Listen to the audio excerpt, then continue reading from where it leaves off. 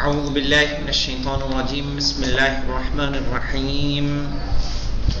ہماری گفتگو شیعہ شناسی میں چل رہی تھی کہ شیعوں کی تاریخ کب سے لفظ شیعہ کا استعمال کیا جا رہا تھا، جس میں ایک رائے ہمارے سامنے نکل کر آئی کہ شیعوں کا لفظ شیعہ کا استعمال رسول کے زمانے میں خود رسول کی زبان سے کیا گیا۔ آج ہم لوگ اسی سلسلے میں، اور اس سلسلے میں ہم نے کس کے حوالے پیش کیا آپ کو؟ اہل سنت والجماعت کے، جس میں جلال الدین سیوطی کی در منصور سے ہم نے ایک روایت نقل کی۔ آج ہم لوگ پڑھیں گے کس کے بارے میں؟ ابن حجر نہیں کہاں سے؟ اچھا، خطیب خوارزمی خطیب خوارزمی اپنی کتاب المناقب میں حضرت علی ابن ابی طالب علیہ السلام سے روایت کرتے ہیں۔ اچھی کتاب ہے یہ، ٹھیک ہے۔ کیا روایت ہے؟ روایت ہے کہ جب رسول اکرم صلی اللہ علیہ وآلہ وسلم معراج کے لیے تشریف لے گئے اور داخل بہشت ہوئے تو وہاں آپ صلی اللہ علیہ وآلہ وسلم نے ایک درخت دیکھا جسے مختلف قسم کی زینتوں سے آراستہ کیا گیا تھا۔ چونکہ جو حدیث معراج ہے یہ بہت بڑی حدیث ہے، چھوٹی موٹی حدیث نہیں ہے، اور اس میں کافی مطالب کہ کس طرح سے عذاب دیا جائے گا، اور رسول نے معراج پہ گئے تو انہوں نے کیا کیا دیکھا، یہ ساری چیزیں کس میں آئی ہیں؟ حدیث معراج میں آئی ہیں۔ اسی کا ایک ٹکڑا یہ بھی کہ جب رسول اکرم معراج کے لیے تشریف لے گئے تو اور داخل بہشت ہوئے تو وہاں آپ نے ایک درخت دیکھا جسے مختلف قسم کی زینتوں سے آراستہ کیا گیا تھا۔ پیغمبر صلی اللہ علیہ وآلہ وسلم نے جبریل سے دریافت کیا۔ دریافت کرنا جانتے ہیں نا، یعنی معلوم کیا، پوچھا، پتا کیا، دریافت کیا کہ کیا یہ درخت کس کے لیے ہے؟ یہ جو درخت ہے یہ درخت کس کے لیے ہے؟ تو جبریل نے جواب دیا، آپ صلی اللہ علیہ وآلہ وسلم کے ابن عم۔ ابن عم سے مراد کیا ہوتا ہے؟ چچا کے بیٹے، ابن عم علی ابن ابی طالب علیہ السلام کی ملکیت ہے۔ ایسے سمجھ میں یہ جو درخت ہے، جو سجا و سورا ہے، یہ کس کی ملکیت ہے؟ آپ کے ابن عم علی ابن ابی طالب علیہ السلام کی ملکیت ہے۔ جب خدا اہل بہشت کو جنت میں داخل کرے گا تو شیعان علی علیہ السلام کو اس درخت کے نزدیک لایا جائے گا، اور وہ لوگ اس درخت کی زینت اور آرائش سے لطف اندوز ہوں گے۔ اس وقت ایک منادی ندا دے گا کہ یہ افراد علی ابن ابی طالب علیہ السلام کے شیعہ ہیں، انہوں نے دنیا میں اذیتوں پر صبر کیا تھا، اب اس کے صلے میں انہیں یہ تحائف دیے گئے ہیں۔ سوچیے کتنی بافضیلت حدیث ہے شیعوں کے لیے۔ 5 نمبر کے اس پہ آئیے دیکھیں، المناقب 6 فصل صفحہ 73 حدیث نمبر 52، جو کتاب چھاپی گئی ہے مؤسسۃ النشر الاسلامی قم سے۔ وہی ہے اور یہ اس کا اردو میں بھی ترجمہ ہے، بہت اچھی کتاب ہے یہ۔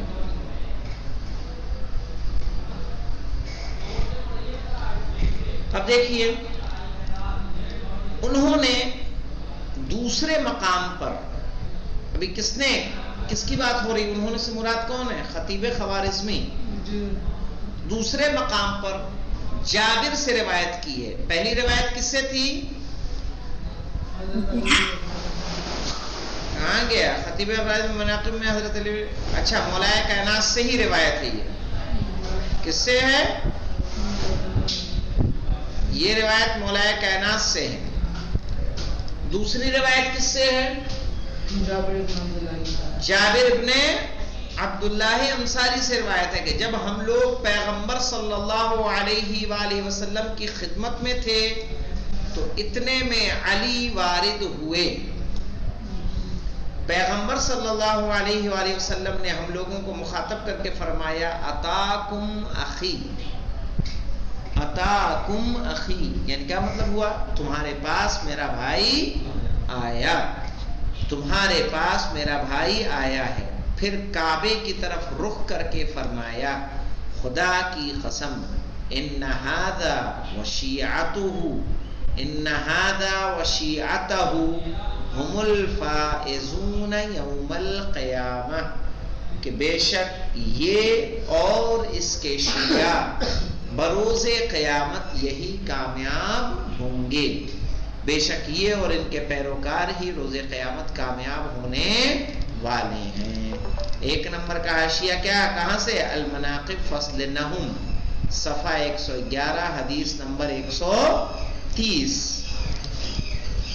اب آئیے اہل سنت کی کتب میں اس سلسلے میں دیگر روایات بھی موجود ہیں جن کا نقل کرنا طول کلام کا باعث ہوگا.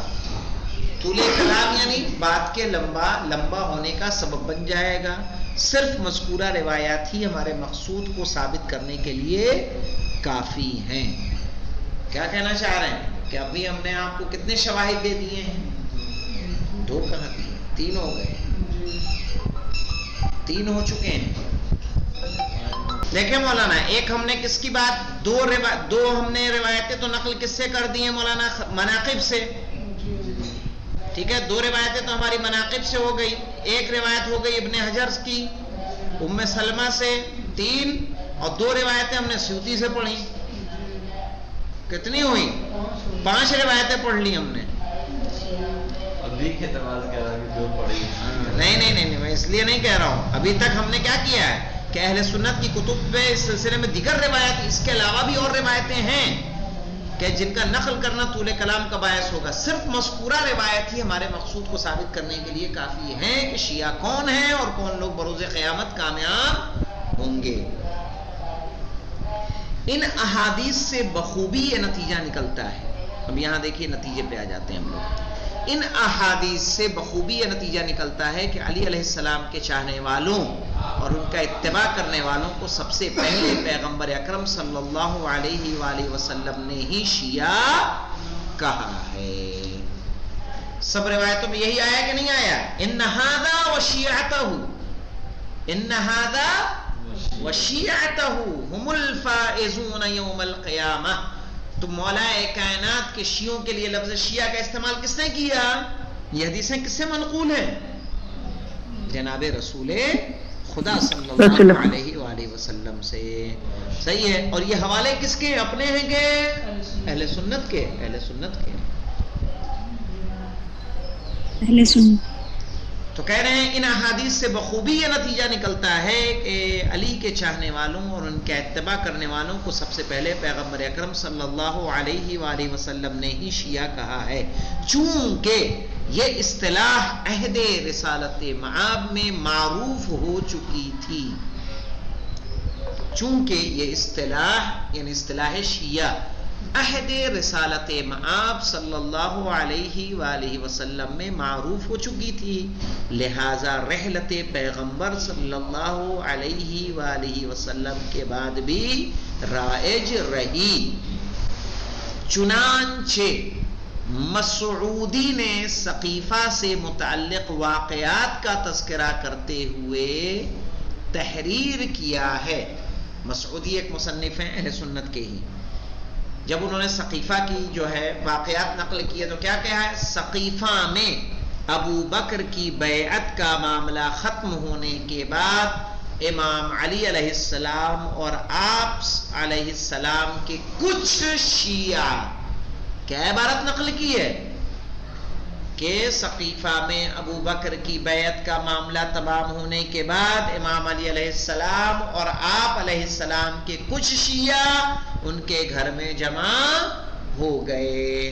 3 نمبر کی آیت اس پہ آئیے. حاشیے پہ اثبات الوصیہ، صحیح ہے، 100 نجف سے چھپی ہے 121۔ اب یہاں دیکھیں امیر المومنین حضرت علی علیہ السلام جنگ جمل کے بارے میں ارشاد فرماتے ہیں، اصحاب جمل نے بصرے میں میرے شیعوں پر حملہ کر دیا۔ یہ لفظ کا استعمال اس کے بعد رسول کے بعد کون کر رہا ہے؟ مولائے کائنات۔ رحلت پیغمبر کے بعد جو واقعات ہوئے جس میں جناب فاطمہ زہرا سلام اللہ علیہ کے گھر پہ دروازہ اور آگ وغیرہ کے واقعات پیش آئے، اس میں بھی اگر کوئی مصنف لکھ رہا ہے تو جو لوگ علی علیہ السلام کے ساتھ گھر میں جمع تھے ان کے لیے کس لفظ کا استعمال کیا گیا؟ شیعہ کا استعمال کیا گیا۔ کہ سقیفہ میں ابو بکر کی بیعت کا معاملہ ختم ہونے کے بعد امام علی اور آپ کے کچھ شیعہ، یعنی جو لوگ مولائے کائنات کے طرفدار تھے ان کو کس نام سے یاد کیا گیا؟ شیعہ کے عنوان سے۔ خود مولائے کائنات جنگ جمل کے موقع پر جب کیا کیا گیا تھا؟ شبخون مارا گیا تھا، نماز کی حالت میں مومنوں کو قتل کیا گیا تھا، جب حملہ ہوا ہے کس پر؟ بصرے پر، تبھی مولائے کائنات نے کیا کیا ہے؟ جنگ جمل پیش آئی ہے، جنگ سے پہلے ہی واقعات ہوئے ہیں۔ تو اس سے پہلے جب امام بتا رہے ہیں تو کیا کہا؟ اصحاب جمل نے بصرے میں میرے شیعوں پر حملہ کر دیا، کچھ کو دھوکے سے شہید کر دیا، یعنی نماز کی حالت میں مار دیا، کچھ کو ان کے ساتھ مقابلے کے لیے اٹھ کھڑے ہوئے، آخرکار جام شہادت نوش کیا، کچھ نے مقابلہ کیا اور شہید ہوئے۔ اس کے لیے امام نے کیا فرمایا؟ وثبو کہتے ہیں حملہ کرنا، وثبو علی شیعتی، وثبو علی شیعتی فقتلوا طائفة منهم غدرا، فقتلوا طائفة منهم غدرا وطائفة عضوا على أسيافهم، وطائفة عضوا على أسيافهم فضاربوا بها حتى لقوا الله صادقين، حتى لقوا الله صادقين۔ یہ عربی کس کی ہے؟ یہ عربی اوپر والی عبارت کی جو ہم نے ابھی پڑھا کہ اصحاب، جو بریکٹ میں دیا ہوا ہے یہاں پہ، یہ جو بریکٹ میں دیا ہے، اصحاب جمل نے بصرے میں میرے شیعوں پر حملہ کر دیا، تو کیا سے اس کا ترجمہ کیا ہے؟ وثبوا علی شیعتی، کچھ کو دھوکے سے شہید کر دیا، اس کا ترجمہ کیا ہے؟ فقتلوا طائفة منهم غدرا، اور کچھ ان کے ساتھ مقابلے کے لیے اٹھ کھڑے ہوئے، وطائفة عضوا علی اسیافہم، اور فضاربوا بها، اور آخر کا جام شہادت نوش کر لیا، حتی لقوا اللہ صادقین۔ تو اس سے سمجھ میں آتا ہے کہ ایک رائے جو ہم نے مختصر میں پڑھی اور اس کو جاننے کی کوشش کی وہ کیا ہے کہ لفظ شیعہ کا استعمال کب سے ہو رہا ہے؟ عہد پیغمبر صلی اللہ علیہ وآلہ وسلم سے خود نبی اکرم کی زبانی ہوا، نبی کے بعد ایک راوی نے بھی علی کے طرفداروں کو کس نام سے یاد کیا؟ شیعہ کے نام سے یاد کیا، اور خود مولائے کائنات نے جنگ جمل میں شہید ہونے والے اور ان سے مقابلہ کرنے والوں کو لفظ شیعہ سے یاد کیا۔ اب ہماری بات ہوگی رافضہ۔ یہ آپ سمجھ لیں کہ ابھی ہم لوگ جو گفتگو کر رہے ہیں یہ ایک اجمالی گفتگو ہے، یہی گفتگو ہماری تفصیلی شکل میں بھی آئے گی، صحیح ہے؟ یہ بھی اجمالی ہم نے پڑھا، لیکن شیعوں کی تاریخ کے متعلق ابھی اور آ رہا ہے جو رائے بعد میں ذکر ہوگی۔ ابھی یہ اجمالی شکل میں خاکہ ہمارے ذہن میں ڈال دیا گیا ہے، لیکن صحیح اور صحیح رائے یہی رائے ہے جو ابھی ہمارے سامنے ہے۔ وہ بات الگ ہے کہ اس وقت رسول کے زمانے میں شیعہ اور سنی میں کوئی ایسا کوئی فرق مذہبی موجود نہیں تھا، یہ الگ مذہب کی شکل میں موجود نہیں تھا۔ پہلے تو جناب مسلمان کے نام سے سب جانے جاتے تھے، لیکن خود رسول کے دور میں بھی دیکھیے اب یہ حدیثیں اپنی تو ہیں نہیں، یہ حدیثیں کس کی ہیں؟ اہل سنت حضرات کی کتب میں ذکر ہوئی ہیں۔ اس سے سمجھ میں آتا ہے کہ خود رسول نے بھی، یعنی اس دور میں بھی جو لوگ مولائے کائنات کے طرفدار ہوا کرتے تھے ان کو کیا کہا جاتا تھا؟ شیعہ کہا جاتا تھا کہ یہ علی کا کیا ہے؟ شیعہ ہے. رافضہ پہ آئیے. تے کب سے ہم لوگوں کو رافضی کہا جانے لگا؟ کیوں کہا جانے لگا؟ اس کا مقصد کیا تھا؟ یہ اہم سوال ہے. آج بھی ہمیں کیا کہا جاتا ہے؟ رافضی کہا جاتا ہے. آپ سن رہے ہیں لیکن ہمارے کہتے ہیں رافضی. رافضی کہا جاتا ہے. امام حسین کو قتل کیا رافضی نے. ہاں یہ بھی کہتے ہیں. ہمارے اس پہ ہی تو دیا ہے. میں نے کمنٹ جو آپ کو دکھایا تھا اس میں بھی یہی ہے رافضی. آئیے ملل و نحل تاریخ کی یہ کتاب ہے. انکار نہ رافضی انکار کرنا. ہاں رفض کے معنی ہوتا ہے انکار کے. ملل و نحل الملل والنحل یہ کتاب ہے. اور عقائد و تفسیر وغیرہ کی کتب میں بھی کہیں کہیں پر شیعوں کو رافضہ سے تعبیر کیا جاتا ہے. لہذا اس اصطلاح کے بارے میں چند نکات کی وضاحت ضروری ہے. کیا ہے؟ شیعہ کی طرح رافضہ کی اصطلاح کے بھی مختلف معانی ہیں. جس طرح سے لفظ شیعہ کے مختلف معنی ہیں ویسے ہی رافضہ کے بھی مختلف معنی ہیں. امام شافعی کے جو اشعار ہم نے نقل کیے ہیں ان میں حضرت علی علیہ السلام کی افضلیت کے اعتقاد نیز آپ علیہ السلام اور آپ کے خاندان سے اظہار محبت کے معنی میں شیعہ کو ہی رافضہ کہا گیا ہے. صحیح ہے. جناب امام شافعی کے جو ہم نے اشعار پیش کیے تھے کہ اگر ان کی محبت کیا ہے؟ رفض ہے تو میں سب سے بڑا فلیشہد الثقلان انی رافضی. تو یہ دونوں جہان گواہی دیں کہ میں کیا ہوں؟ شیعہ. میں رافضی ہوں. کبھی رافضہ سے مراد شیعہ اثنا عشری کے لیے شیعہ اثنا عشری لیے جاتے ہیں جیسا کہ اشعری نے رافضہ کو امامیہ کا ہم معنی بتایا ہے. صحیح ہے. اشعری نے کیا کہا ہے کہ رافضہ امامیہ کے ہم معنی ہے. امامیہ کس کو کہتے ہیں جانتے ہیں آپ؟ کون ہے؟ ہمیں شیعہ اثنا عشری کیا ہیں؟ امامیہ ہیں. عقائدی جب علم کلام والے بات کریں گے تو کیا کہیں گے؟ ہمیں امامیہ کہیں گے یعنی اماموں کو ماننے والے. تو اشعری نے کیا کہا ہے؟ رافضہ کو امامیہ کے ہم معنی بتایا اور اس کی تفسیر و تشریح کرتے ہوئے کہا ہے کہ رفض کا مطلب علی علیہ السلام کی خلافت پر نص کا معتقد ہونا ہے کہ علی علیہ السلام کی خلافت پر کیا ہے؟ دلیل موجود ہے. لہذا رافضہ سے مراد وہ لوگ ہیں کہ جو علی علیہ السلام کی خلافت پر نص کے قائل ہیں. انہیں کیا کہا جائے گا؟ رافضہ. 5 نمبر کس کا ہے؟ مقالات الاسلامیین جلد 1 صفحہ 88 اور 89. آگے آئیے. عبد القاہر بغدادی نے ایک قدم آگے بڑھاتے ہوئے غالیوں کو بھی رافضیوں کا ایک فرقہ بتایا ہے. یہاں بہت بڑی بات آئے گی. غلو کرنے والے جو مولائے کائنات کو اللہ کے درجے تک لے جاتے ہیں. آپ نوٹس کریں گے کہ کہیں کہیں نعرے لگائے جاتے ہیں معاذ اللہ علی رب کے نعرے. انہوں نے کیا کہا بھائی؟ غالیوں کو بھی رافضیوں کا کیا بتایا؟ ایک فرقہ بتا دیا. در حقیقت عبد القاہر نے شیعہ کی جگہ رافضہ ہی استعمال کیا ہے. یعنی لفظ شیعہ انہوں نے استعمال ہی نہیں کیا بلکہ جہاں جہاں شیعوں کی بات کی وہاں کیا استعمال کیا؟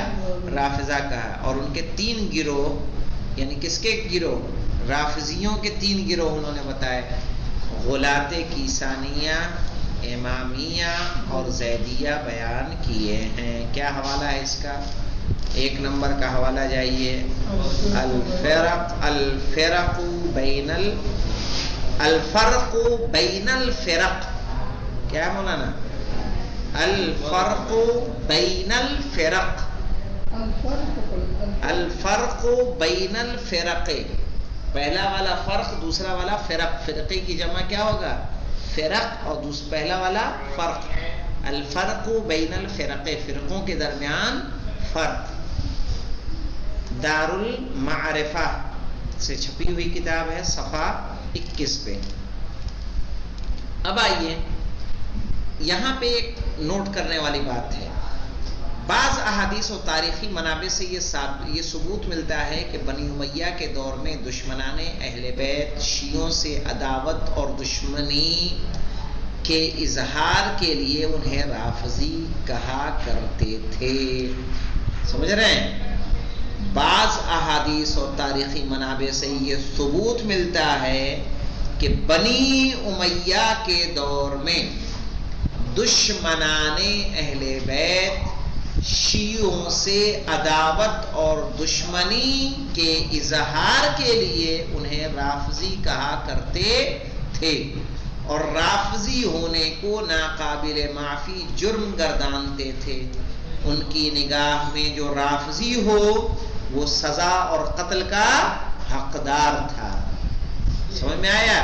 ये बहुत अहम बात है कि राफजी होना ये क्या है? सिर्फ और सिर्फ सियासी स्टंट था, सियासी जुमला था। कैसे आज देश प्रेमी और देश द्रोही की इस्तिलाह का गलत इस्तेमाल किया जा रहा है, उसकी गलत तारीफ की जा रही है। इसका मतलब होता है कि जिस मुस्तलाह का हम इस्तेमाल कर रहे हैं मुस्तलाह हम पर क्या है? वाज़ेह नहीं है। कह रहे हैं एक हदीस के मुताबिक अबू बसीर ने इमाम मोहम्मद बाक़िर अलैहिस्सलाम से अर्ज किया, मेरी जान आप पर कुर्बान, हमें ऐसा नाम और लक़ब दे दिया गया है जिस लक़ब के ज़रिए हुक्मरां हमारे जान और माल और अज़ियत और आज़ार को मुबाह समझते हैं। शियों को नुकसान पहुँचाना, कैद में डालना, मार डालना, लूट कर लेना, घरों को लूट लेना, असबाब लूट लेना, उन्हें लाचार बना देना, सही है? कहा इसको मुबाह समझते हैं। इमाम अलैहिस्सलाम ने दरियाफ्त किया कि वो लक़ब क्या है? कहा, अबू बसीर ने जवाब दिया कि हमें राफजी कहते हैं। ये कब की बात है? इमाम मोहम्मद बाक़िर अलैहिस्सलाम, यानी दौर कौन सा है? वो दौर बनी उमैया। किसका दौर है? बनी उमैया का दौर है। अब आगे देखें, इमाम अलैहिस्सलाम ने अबू बसीर को दिलासा देते हुए फरमाया। क्या दिया इमाम ने? दिलासा देना जानते हैं किसको कहते हैं? तसल्ली देना। इमाम अलैहिस्सलाम ने अबू बसीर को दिलासा देते हुए फरमाया कि फिरौन के 70 सिपाही फिरौन को छोड़कर जनाबे मूसा के साथ हो गए। कितने आदमी? 70। फिरौन के 70 सिपाही फिरौन को छोड़कर जनाबे मूसा के साथ हो गए। मूसा की कौम में से कोई शख्स इन 70 अफराद की मानिंद हारून से मोहब्बत नहीं करता था।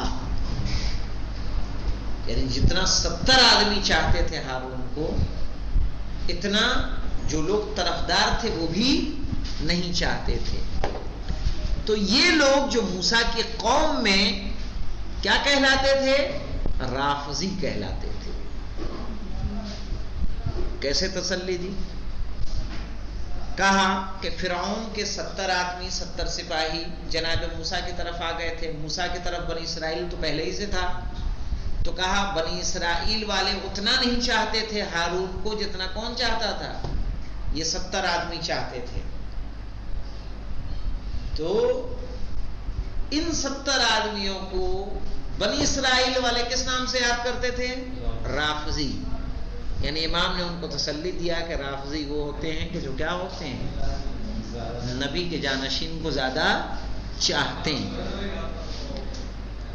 अब देखें, इस रिवायत से चंद नताइज हासिल होते हैं कि इस दौर में शियों को राफजी कहा जाता था। पहली बात, इसमें तो कोई शक नहीं है कि उस दौर में शियों को राफजी कहा जाता था। दूसरी बात, उमूमन उमवी हुक्काम ही राफजी कहा करते थे और इसका मकसद इसी बहाने शियों पर जुल्म करना था।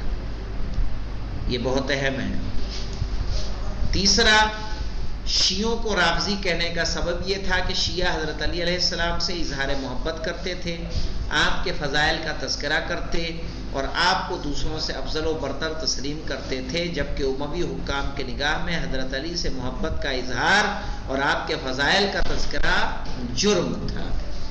चौथा, کہ اگرچہ دشمنان اہل بیت علیہ السلام اور مخالفین شیعہ کی نظر میں رافضی ہونا ناپسندیدہ اور مذموم تھا، لیکن ائمہ اہل بیت علیہ السلام کے نگاہ میں یہی نام پسندیدہ اور ممدوح تھا۔ یہ کس سے اخذ کیا گیا چوتھا مطلب؟ مولانا چوتھا مطلب کہاں سے اخذ کیا، کس دلیل سے؟ کہ اگرچہ دشمنان اہل بیت اور مخالفین شیعہ کی نظر میں رافضی ہونا ناپسندیدہ اور مذموم تھا، لیکن ائمہ کے نگاہ میں یہی نام پسندیدہ اور ممدوح تھا۔ یعنی بنی امیہ نہیں پسند کرتے تھے کہ کیا ہو، کوئی رافضی ہو، یعنی علی کا چاہنے والا ہو، لیکن ائمہ اسے پسند کرتے تھے۔ کہاں سے دلیل ہے؟ دلیل امام محمد باقر علیہ السلام کی وہ روایت جو ہم نے ابھی پڑھی کہ 70 آدمی، اس میں دلیل کیا دی گئی کہ 70 آدمی جو موسیٰ کے سپاہیوں میں سے تھے، جب وہ موسیٰ کے طرفدار ہوئے تو جتنا وہ ہارون کو چاہتے تھے اتنا جو بنی اسرائیل تھے وہ بھی نہیں چاہتے تھے، اور بنی اسرائیل کے افراد ان کو کیا کہتے تھے؟ رافضی کہتے تھے۔ تو رافضی ہونا بنی امیہ کے لیے تو کیا تھا؟ تکلیف کا باعث تھا، لیکن اہل بیت اسی کو کیا کرتے تھے؟ پسند فرماتے تھے۔ یہ 4 اہم نکات ہیں۔ شیعوں کو رافضی کہے جانے اور رافضی کہنے کا آغاز کس نے کیا، یہ انشاءاللہ یہاں سے کل بیان کریں گے۔ والحمدللہ رب العالمین۔